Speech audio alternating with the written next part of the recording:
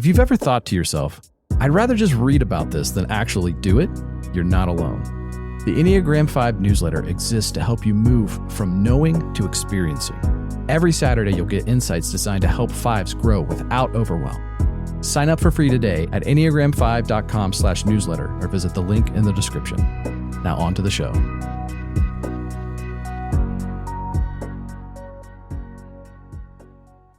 So Cody, Yes. how are you going to die?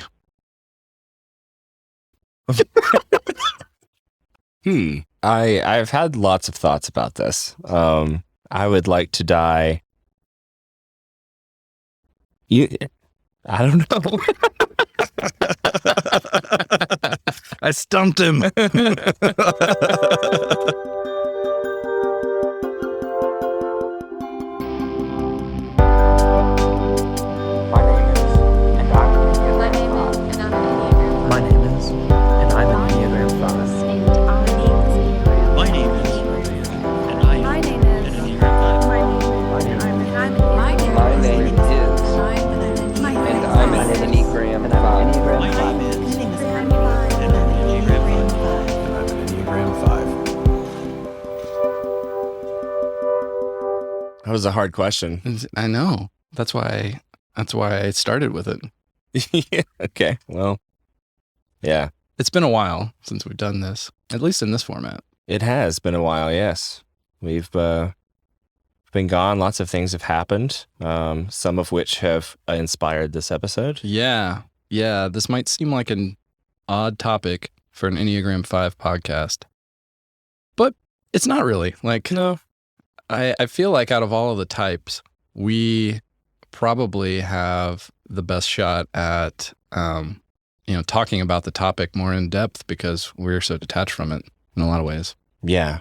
Well, that's the case. That was the case for me until a certain point in my life.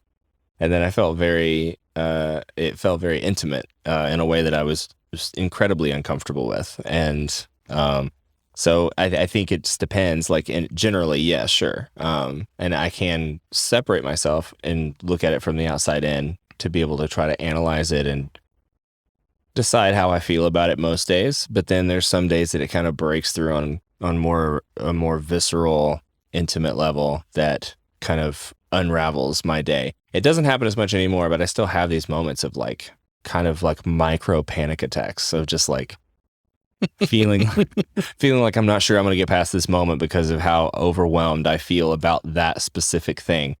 And I think that has a lot to do with just this idea of like ceasing to exist. And I don't know if that comes from, I've thought a lot about it thinking that was from my religious background, but I actually wonder if it's because I'm a 5 and because it's so hard to, we're so cerebral and we're so in our heads. And like we've said before, like that we think of ourselves as talking, or not talking, just like walking heads, like walking brains, Like right? our bodies are just a vessel to carry our minds around it. Exactly. And so, but the fact that we do think of ourselves oftentimes, even if just in our own head, so highly, it's hard to think about not existing anymore and nothing happening. And people might be listening to this who have, a religious faith, and that's, I'm obviously a little envious of you at this point. I wish that I could go there. But yeah, so in this particular place in my life, it's coming to peace and coming to terms with the fact that maybe nothing happens and that we're all going to get there one way or another. Yeah. And I think it's important to make the distinction between death and grief. Yeah. And because those are they're very closely related topics, but they're also very different topics. And that's what I that's what I wanted to dive into for this conversation. So I know we've talked about this some before, but I'd like to go back with you and kind of revisit that story of how you got caught up in death anxiety. All right. Yeah. So I guess it was 2019 when was it 2019? Yeah, it had to have been, based on the house I was living in. Everything's marked by, you understand this, everything's marked by what house I'm living in. That's why I remember what year it was.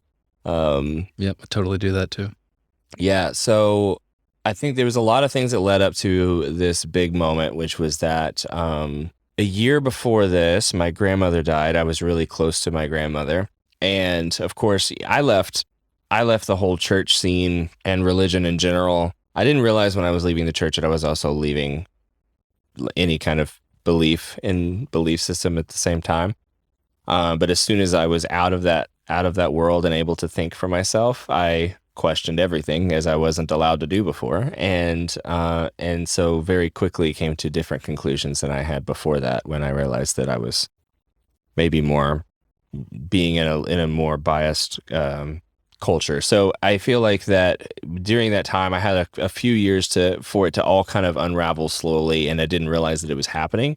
And so when my grandmother died, I was probably in some kind of, you're in that like grief period, which is also a little bit of like a shock period. You're not fully able to analyze and deal with your deeper feelings because you're dealing with the grief that's on the surface, right? You're dealing with your body, your brain prioritizes. And so it wasn't until I feel like it was maybe September, October of the next year, and she died that previous December. So like almost a year, that I was in the shower and I was doing shower things. Doesn't sound sketchy at all.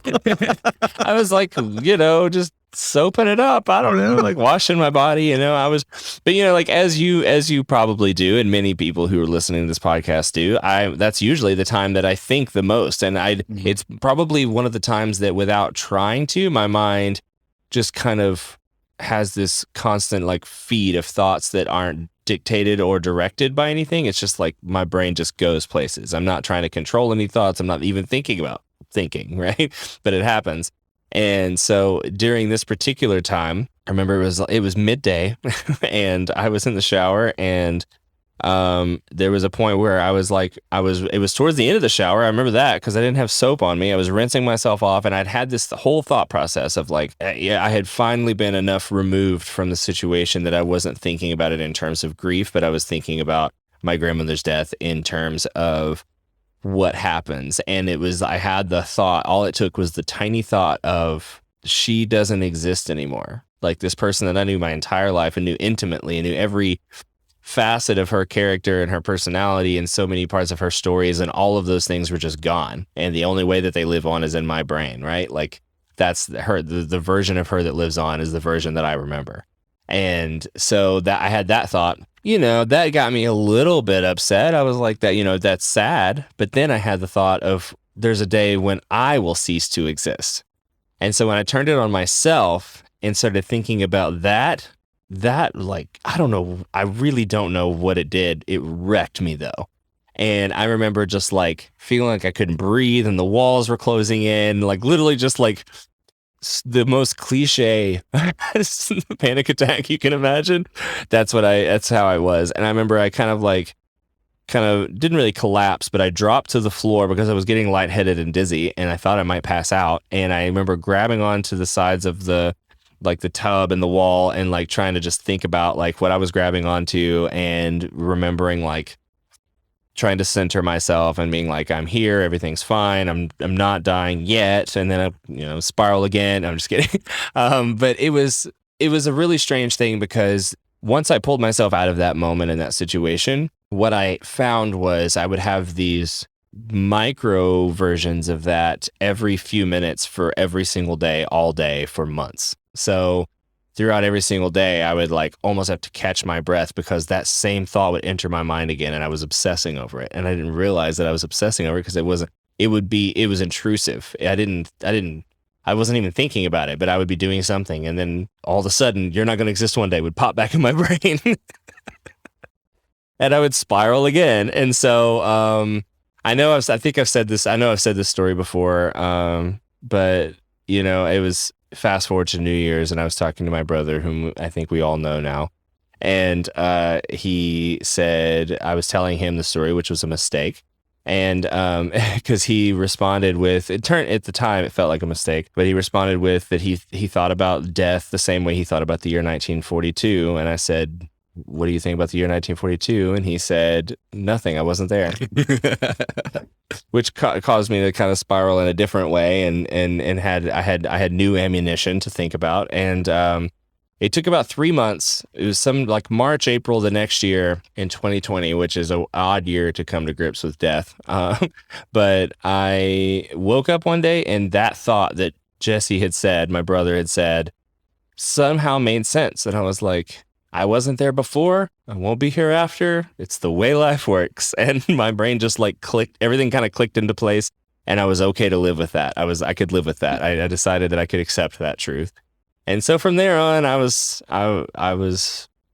fairly okay.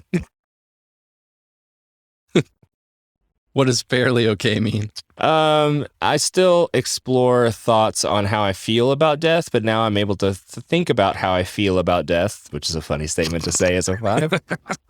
I'm able to observe my feelings and try to figure out the roots of my feelings without spiraling out of control with my feelings. I can still keep everything like in check, knowing that I feel a certain way, and I can come back to like whatever definition I've chiseled out from all of the shit that I was thinking and feeling that was out of control. And so that all kind of helped me get through that, and also helped me kind of figure out what I wanted to do with those feelings, And so, right now I'm in the middle of a project that has a lot to do with my religious story, but it has a lot to do with death. It has a lot to do with all of those things. So I'm right in the middle of exploring those in a creative way. So I wouldn't have been, but if I hadn't gone through that year of turmoil of figuring out what I believed post having some type of construct to fit all of those things neatly into, then I wouldn't be in a place where I could use that experience and those emotions creatively in a way that I feel like is constructive and productive. So, yeah. Yeah.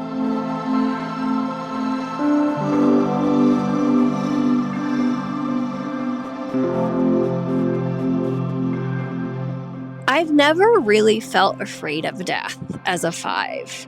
Even as a young child in church, where they taught us that hell is a real place of eternal fire, I remember being a little bit afraid of hell, but not of death. And I was really intellectually interested in the idea of eternity. It was one of those concepts that my brain couldn't grasp, so I was really interested in it. And now as an adult, luckily I don't believe in hell anymore. But no matter what happens, whether we just cease to function, whether there's reincarnation or just another place, I just feel a little bit curious, and actually I don't worry about it. I mean, worrying about it won't change what happens. So I guess I just feel mildly curious and definitely unbothered about death.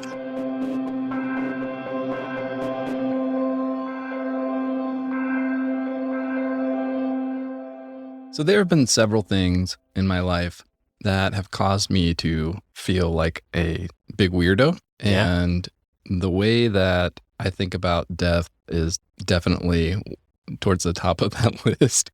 Yeah, because we've kind of touched on these conversations outside of the podcast together, Yeah. and every time you can't relate at all to how I felt about it.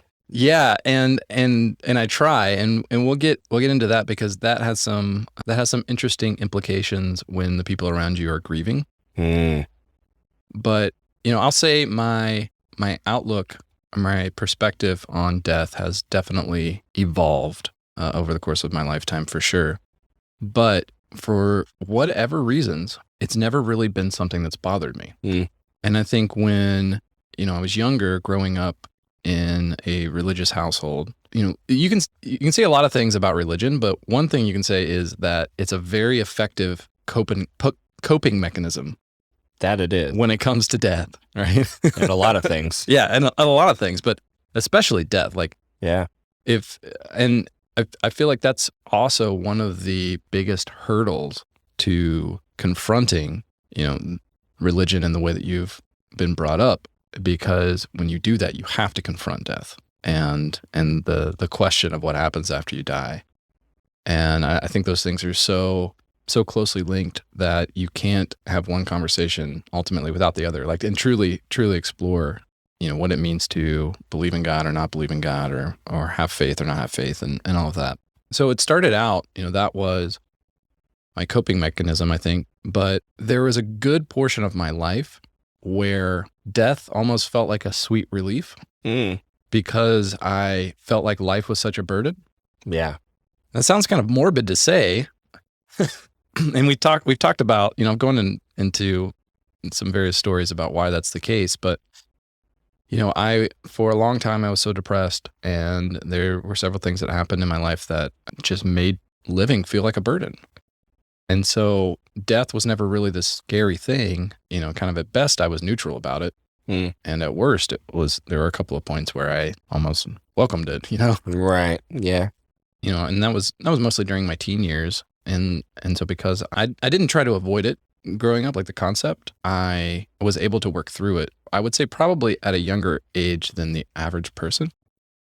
And so that's just not something that's ever really been a bother to me. And as I've gone through that deconstruction and, leaving my faith and, wherever the hell I am now with all that stuff, I've come to a similar but also different outlook on what death means. And it still makes me feel like a giant weirdo. Well, before we delve too much into it, would you say that where you've come from, like, I feel like if we talk about the religious aspect of things and how I fully embraced, like, what got me into a different place and probably where you're about to explain is because I embraced the whole concept of death within Christianity and evangelicalism. The whole idea that Jesus cheated death, therefore we don't have to, like, almost like you don't have to die, right? Like death is just a phase into whatever heaven is or whatever. It's just a transition. And for it to be in that way, it's almost like a denial of death. And so that was an easy acceptance for me. Like that was for me, that was the way to avoid it, dealing with it. But I thought I was dealing with it. I thought that was the way to believe in about death. So would you say that when you said you conceptualize death or put together the pieces of what you thought death was that outside of the evangelicalism that you grew up with, or? Yeah. So I probably went from the typical religious outlook, like evangelical Christian perspective, and then went to, complete death means the end of my existence. And I was perfectly okay with that. What point of your life did you do that, though? In my 20s. Oh, okay. Yeah. I was thinking much younger than that. So how did you reconcile, like you said, you were kind of like flirting with the line of like suicidal thoughts and things like that, which we've talked about in previous episodes, but that was in like middle school, right? Yeah. So how did you at that point you were probably you were definitely still very much entrenched in evangelicalism. So how did you weigh those two things, feeling like that? Was that your escape to heaven or an afterlife? Like, what did you think about it? Because I know Christianity doesn't look too lightly on. Yeah, it doesn't look too kindly on that. I mean, in that moment, that wasn't really what I was thinking about. I was more thinking about, like, I just want the pain to end. Sure. Because to me, there are things far worse than death. But that was the fear that kept me from taking my own life was, if I did it wrong and messed something up, then my life would be even worse than. Oh, yeah. You know what I mean? So you did consider existing after death and that it could be worse because... No, what I meant was still living, like, and not... Oh, and yeah, okay. Being impaired in some way or and stuff. Fear of pain has always been greater than fear of death for me. Okay. And when I left, I was going it was a long transition, right, out of religion. And it really wasn't even till my late 20s, like 28, 29, when I really kind of made that final step. And at that point, I didn't really think about death too much. I don't know really else how to describe it. Like, it wasn't really on my radar. I had so many other things going on. So when I stepped out of, I left religion, it was also around the time that I became a dad. And death took on a whole new meaning in a lot of ways.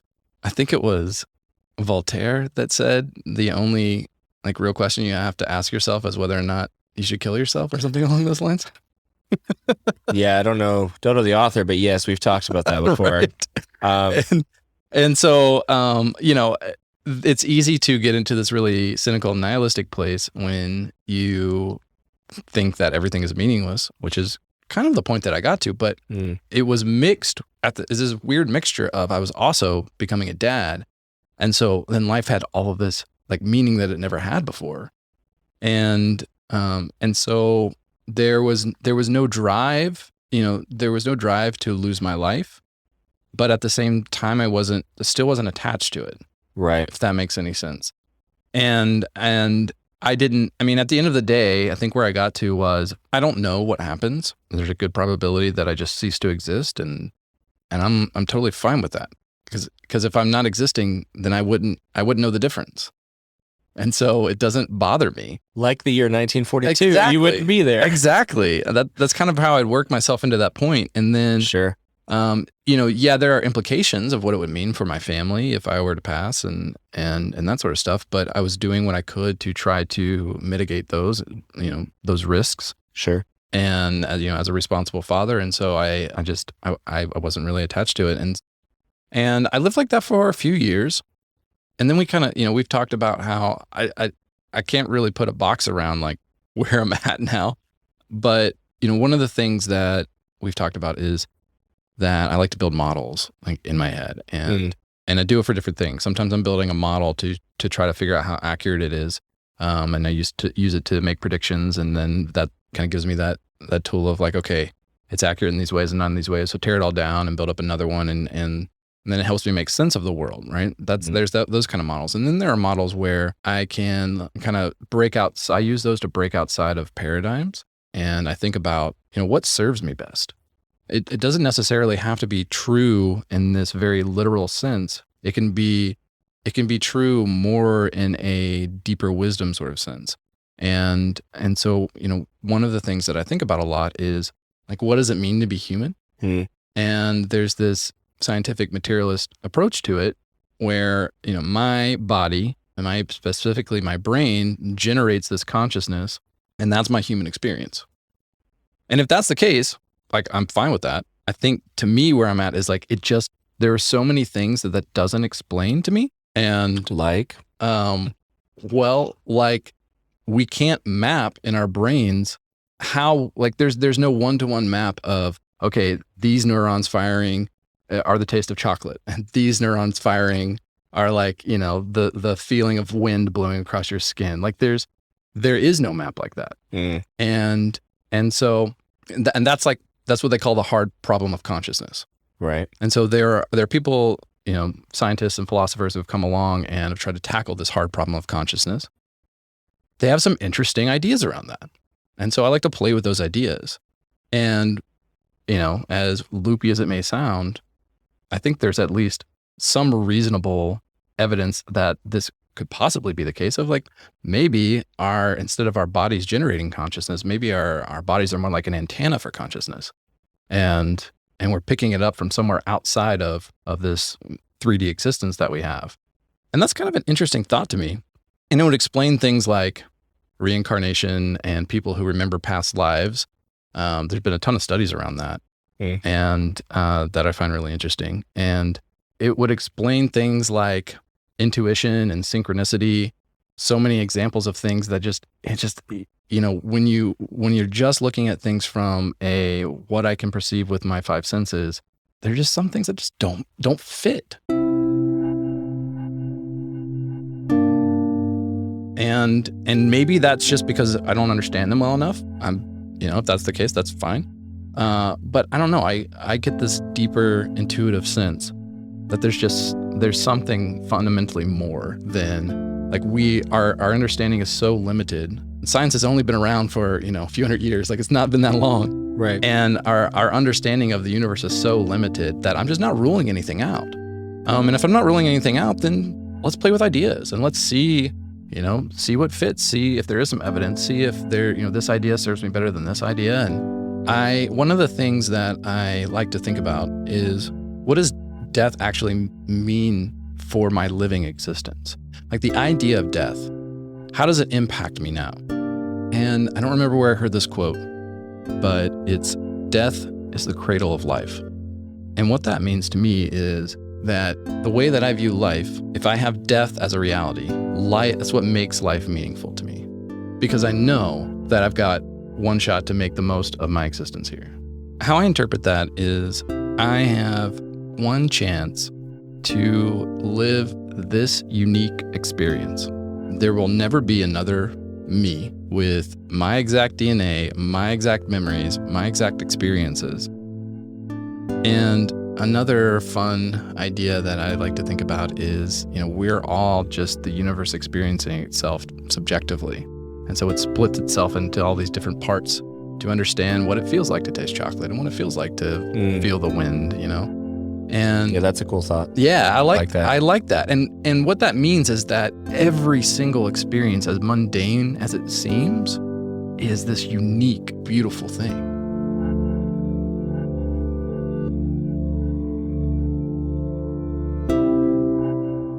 When I was little, the thought of death was really scary to me because there was just so much I did not know. And I think fear of the unknown is a really heightened experience for fives because information comforts us. So there was a long time where, yes, death did bother me. Now, death really intrigues me. I think that what I don't know is very interesting because as I mature and just have become an adult, I enjoy answering questions. So I don't need the knowledge on the spot so much as I get joy from pondering the answers that I haven't found yet.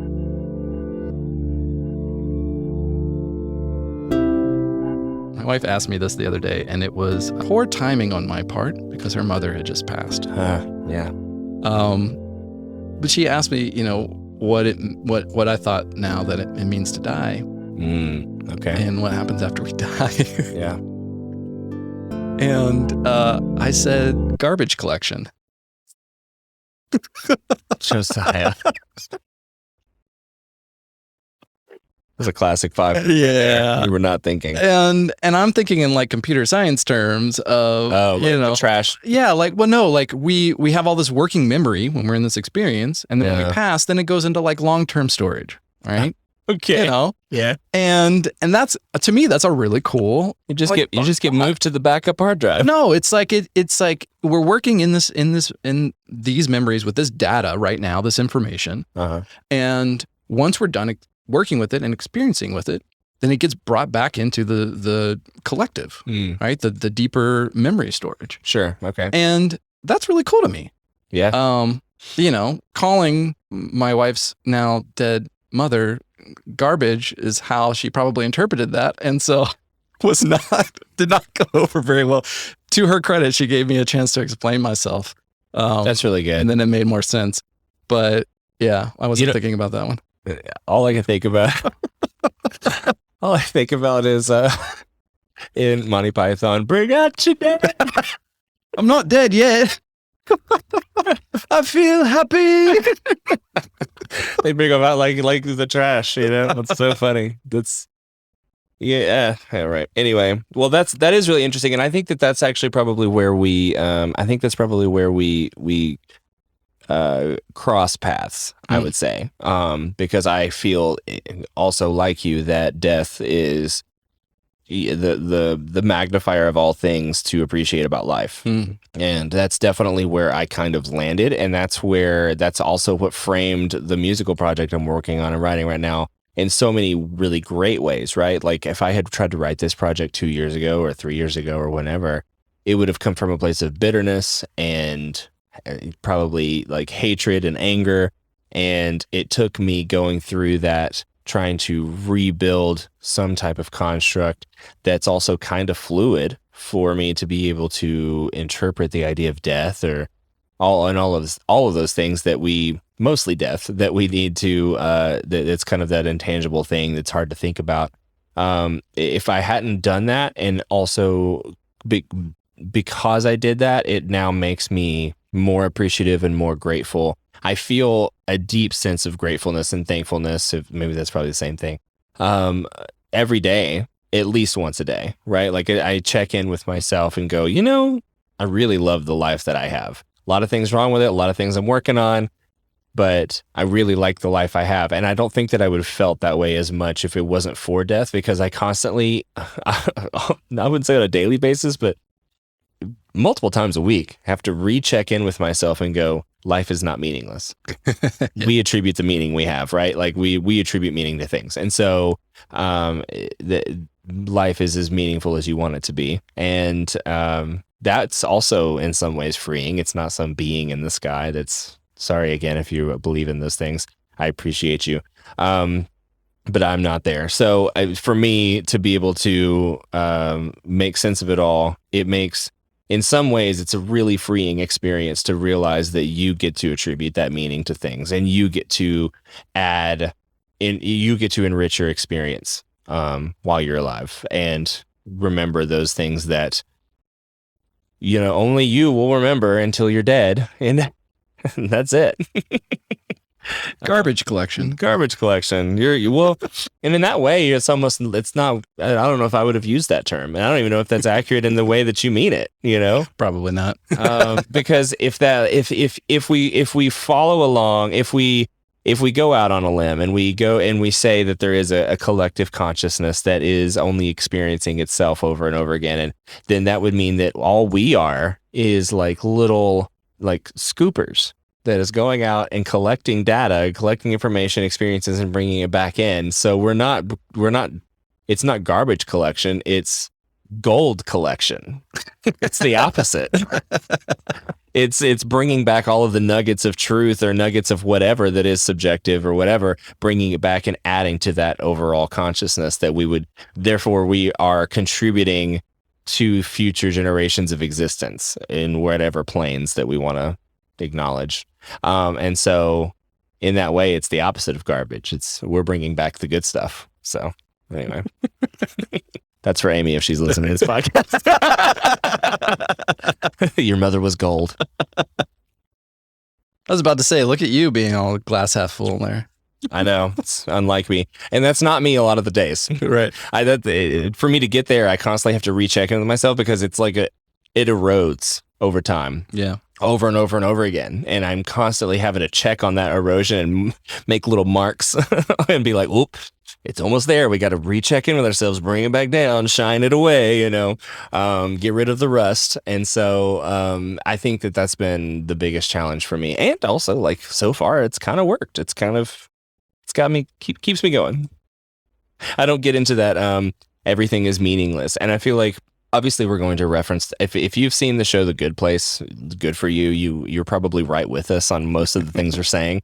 That show may be my favorite show of all time, and it also might be the most genius show ever. I'm gonna go ahead and state this and plant my flag. It is the most important show of our generation. That may be true. I know that I have now seen it twice, and both times I end up crying at the end. It just happens. And it's a show that has helped me in many ways to make sense of this existence that we have. And honestly, if there is an afterlife, I really hope it's exactly like The Good Place. I hope that at least at The Good Place, the way that they end the show. But yeah, I think that there's something to be said for, not getting to that place of just full on nihilism and trying to figure out, or not trying to figure out, just letting everything be, and it's all meaningless and it all is empty, and it's void of all things that have weight or worthy of acknowledgement. And so therefore you could go into a building and kill everybody, or you could, it wouldn't matter. Nothing matters. Eat, what is it that he does in that show? Like, he just makes a gigantic chili of everything that's in the grocery store. Yes. I forgot about that. Oh man, there's such a great episode on nihilism towards the end. But also that episode helped me see how I don't want to be and how easily I can be that. Like, it's so easy to be nihilistic, and when you don't think that if there's no God, then we literally are defining our own paths here, right? And so having to come to that conclusion it's a challenging place to be for a while, and you have to kind of revisit it every once in a while to make sure that you're not going in an unhealthy place.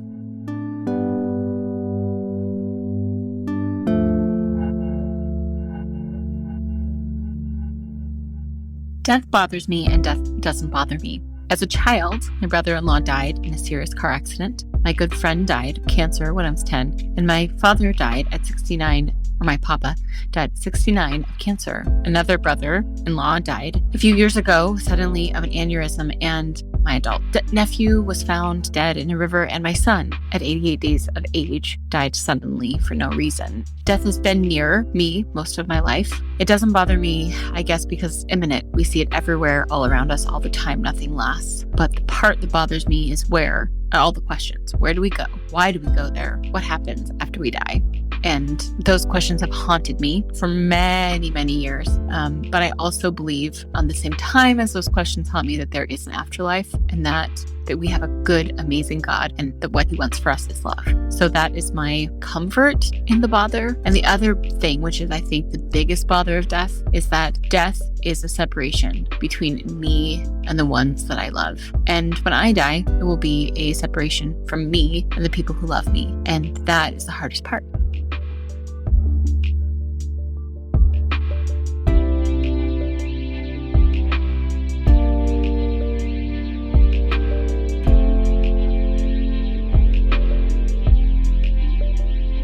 No, the idea of death does not bother me as a 5.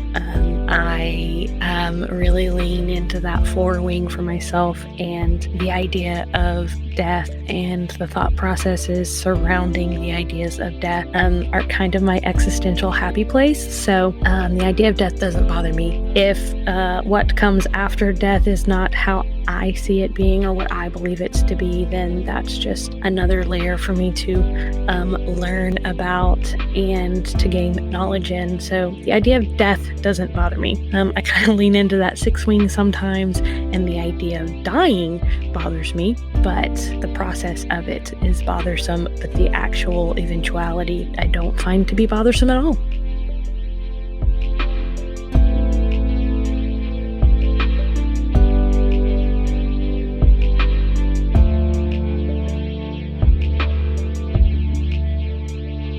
So shifting gears here and kind of coming back around, we've talked about death and how we feel about death. What about grief? You've talked a bit about your experience with grief. Yeah. But I'm wondering how you've experienced grief specifically as a 5. Yeah, I mean, there's a lot of things that, one way or another, sometimes we hear old episodes that we've done at this point. I say old, we've been doing this a year, but it feels like it's so long. I hear episodes from the first and second season, and there's so many things that you wish you would have said after the fact. So many things. Which is why we started After Hours. Right. Yeah. Shameless plug. If you're not a premium member, you should become one. We have another podcast called After Hours that's live and unedited. Oh, yeah. Those are real fun. Yeah. And sometimes pointless. Which is what makes them fun. But we always have fun. We do always have fun. That is true. Anyway, so there's always things that I wish I would have said. And I feel like we touched on grief and a few times in the past, but we've never really dug into it. And grief is one of those things that, again, I think that I agree with you in the place of like, I always have a hard time empathizing with people who are feeling grief, that I'm not sharing that experience. And even if I am sharing that experience, it's unique from them, anybody else that I've ever known. And so, going back to my grandmother, my parents had me speak at her funeral. And let me just paint the picture for you. It's actually a really great story. I don't know how I've never told the story. I've heard the story. I've never told the story. So we're in this old funeral home that for some reason, all of my eldest relatives always die and want to have the funeral at this place in Knoxville, Tennessee. And it is the most awful funeral home. And it's from the 60s probably, and they've never updated it. And it's so hot. You think that they think everybody should go to hell because it's so hot. You think that you're slowly cooking. There's no air at all. And it's really small, low ceilings, pink, velvety looking carpet. And I feel like walls. Am I right about that? I feel like the walls were also pink.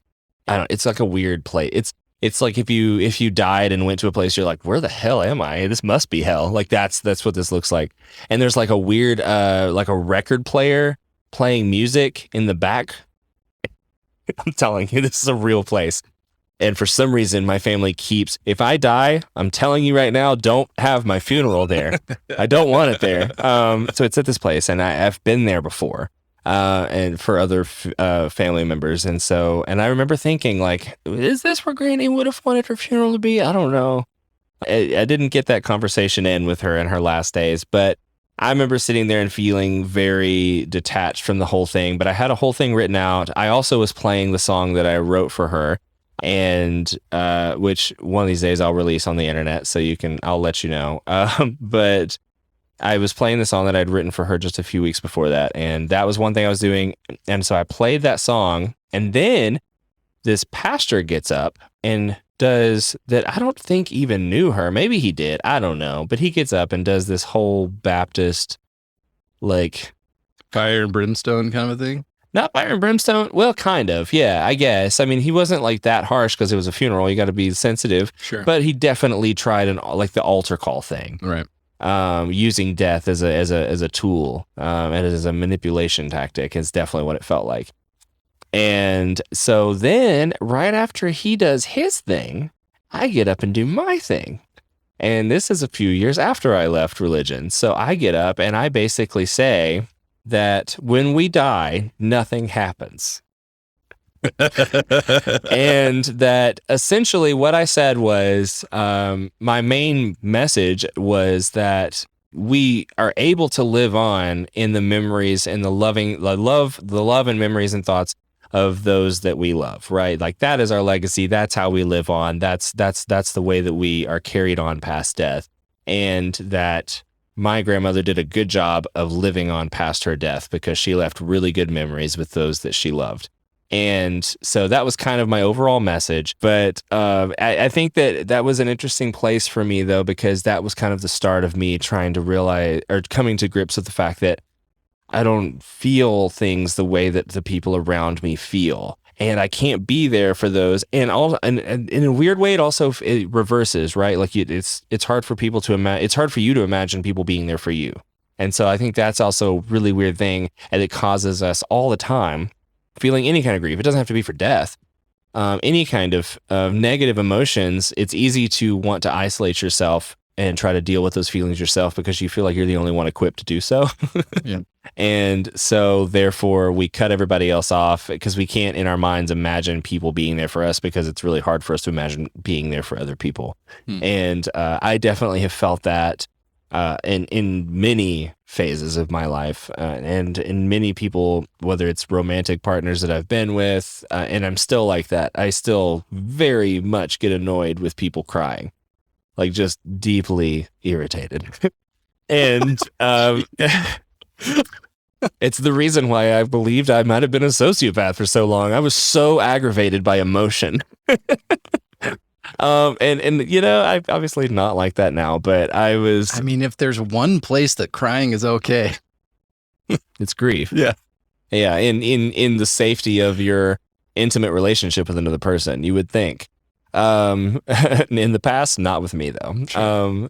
I hopefully that's not the case now, but I think that so many times in my life, especially, I mean, as a teenager, I mean, we've talked about it before, I was a major asshole. So like all the way through teenage years till like mid-20s, I was annoyed by other people's emotions in general. And so definitely grief was like the most inconvenient thing that could happen.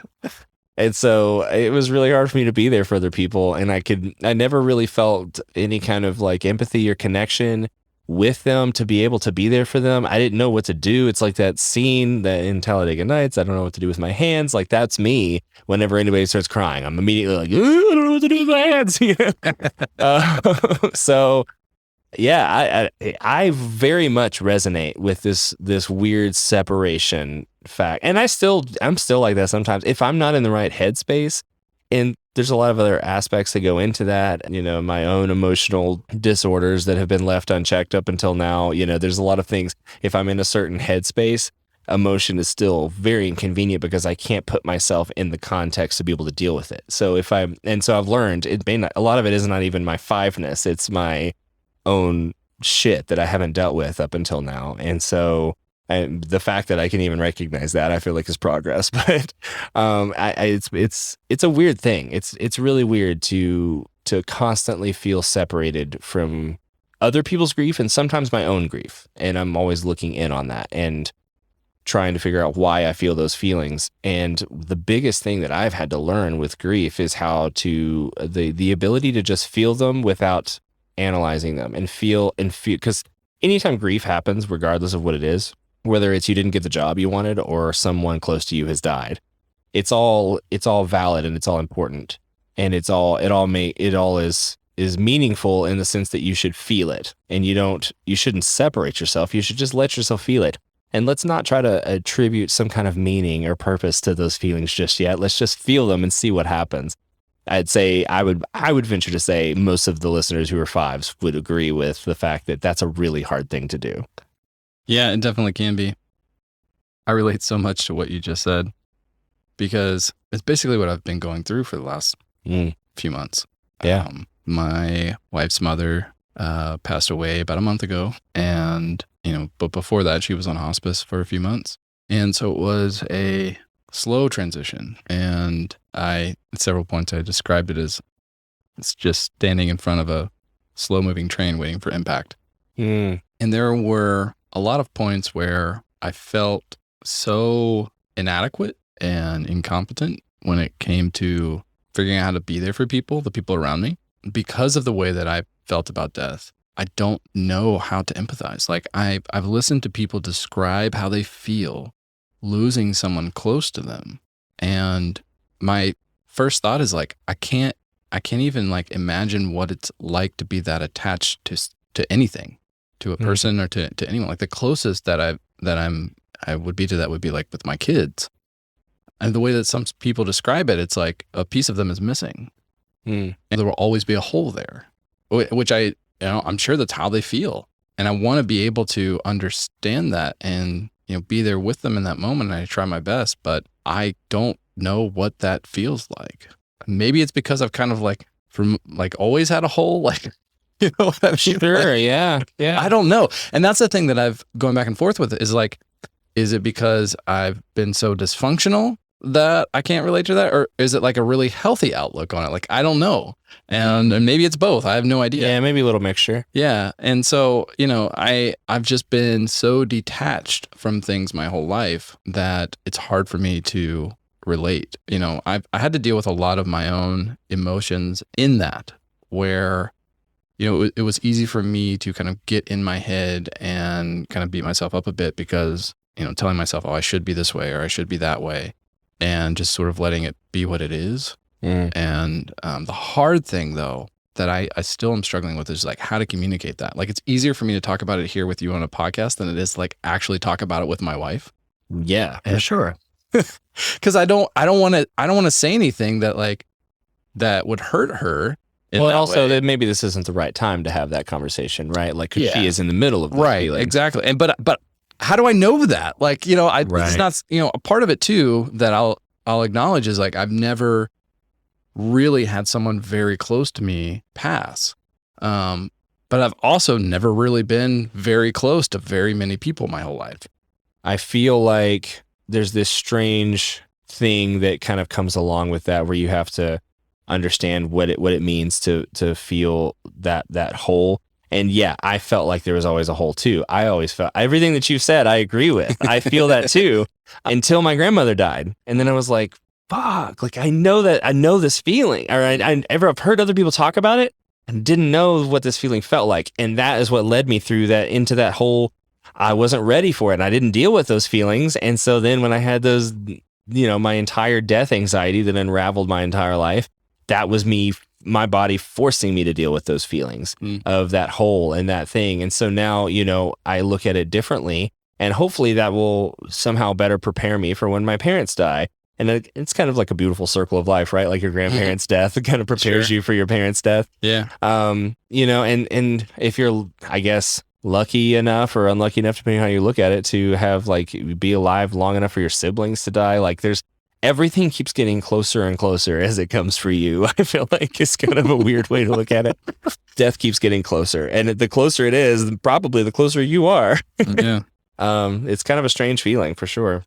Yeah, I think the closest that I've been to that feeling is with my dad, because around the time when my first son was born, my dad almost died, and I honestly to this day don't understand how he's still alive, other than just sheer force of will, because he had stage 4 cancer, and like everyone was just like, all his doctors, everybody was saying, that he was, this is the end. This is the end. Kind of prepare for it, and my mom, my mom was amazing, and just she became his caretaker, and I think that's been one of the main reasons why he ended up making his way out of that.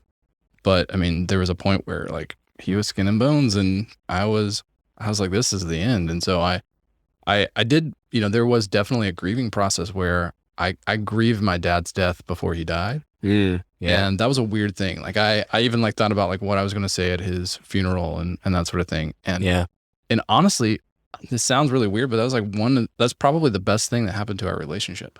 Because when I saw him like getting really sick, that was the first time I saw him vulnerable. And to me, that made him an actual person to me, because we didn't get along growing up. And I always kind of saw him as this sort of just emotionally distant, robot, like worker dad. Right. Right. Yeah. And I realized in that moment that I just wasn't seeing him. And now that I had grown up enough to understand, what he went through in raising us, and all of the shit that he had to deal with in his life, and he didn't give up, and he could have left us. He could have said, this is too hard. I'm just gonna go do my own thing and not try to support a family. But he didn't. He worked his ass off, and he provided a great life for us. And I didn't understand that though and it was weird that I became a dad right around the time when this was happening, because it was like, this just like crazy mixture of emotions of, my son's coming into the world, and like I understood my father, I think, for the first time. And yeah, there's a lot that I wouldn't condone, but I understood his choices, and I understood the feelings that he was feeling, and I could empathize with him. And man, I feel like that really accelerated the healing of our relationship, where like I have no negative feelings towards him or my mom, like either of my parents at this point.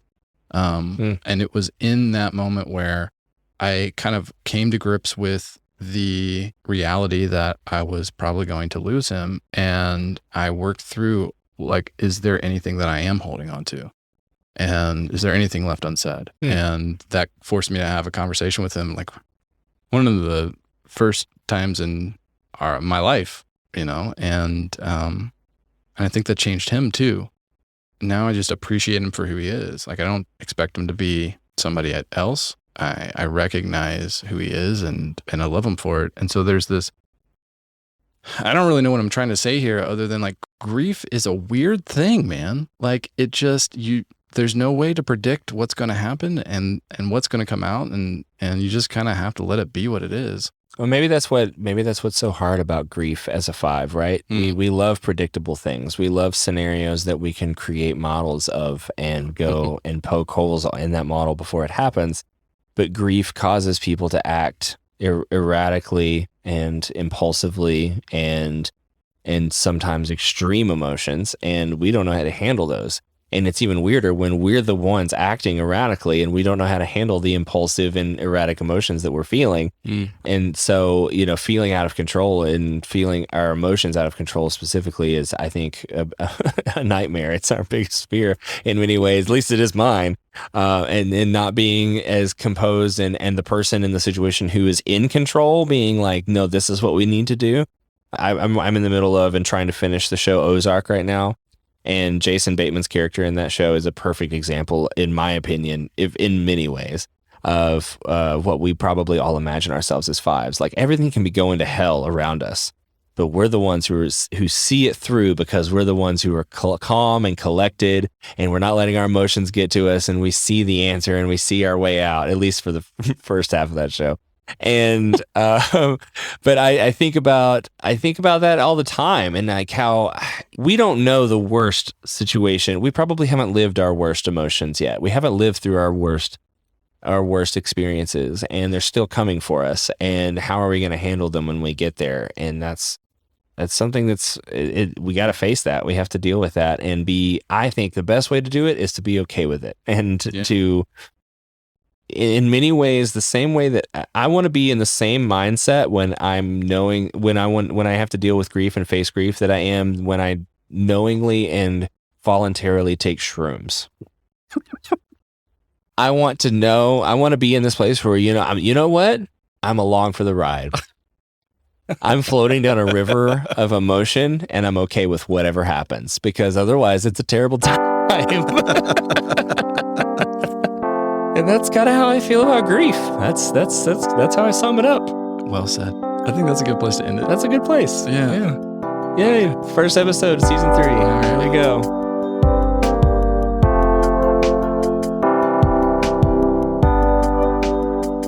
Hey, it's Josiah, and I wanted to say thank you for listening to this episode. If you enjoyed this episode and you're the type of person who likes helping others, would you do us a favor and share it with other people like you? If you found value in this conversation, they will too. I also want to give a special thanks to our community members who shared their voice with us in this episode. If anything in this conversation has resonated with you, or if you have any further thoughts or questions, I want to invite you to join our community of other people like you and continue the conversation at Enneagram5.com.